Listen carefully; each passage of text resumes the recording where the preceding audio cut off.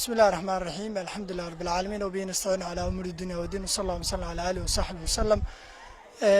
waxaan caawa martii noogu ah halkan maamulaha shirkadda Weydiyo Online Market aqoonyahan Cabdirasaaq Wadani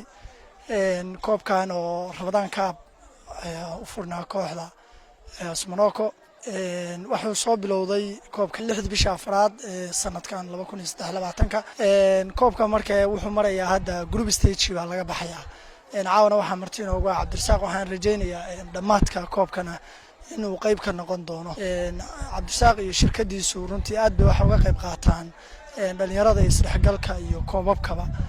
iyagoo waqti geliya fan geliya marka aad baan uga mahadcelinahay Cabdirasaaq soo dhaw bismillaahir rahmaanir rahiim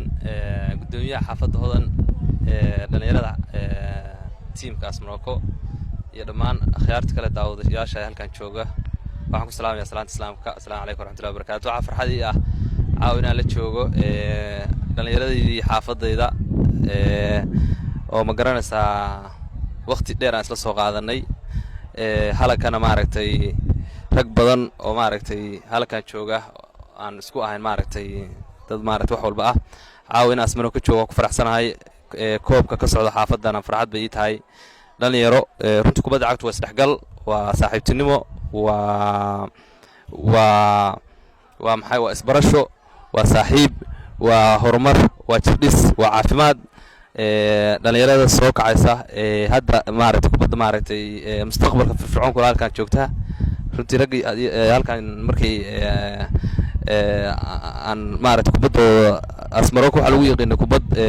maaragtay naadiyaasha kale magaalada ka duwan oo ma garanaysaa aad iyo aad daawashadooda lagu raaxaysto waxaan rajaynayaa horumar fiican inaad ku socotaan koobkaana muddada soo socoteen waa dareemayaa ma garanaysaa caqabad kasta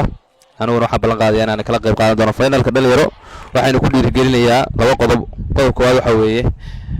si aad kubad noocaan u ciyaartaan si aad kubadda ciyaaraysaan horumar uga gootaan ina amniga ku dabaqdaan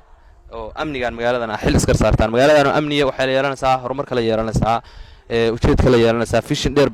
bay gaaraysaa qodobka labaad waxa weeye kubadda ciyaaraysaan in aad u ciyaartaan mihinad aan u ciyaarin wax kale oo ma garanaysaa bahalkii mihinad in xirfad tahay u ciyaaro kubadda cagta waa xirfad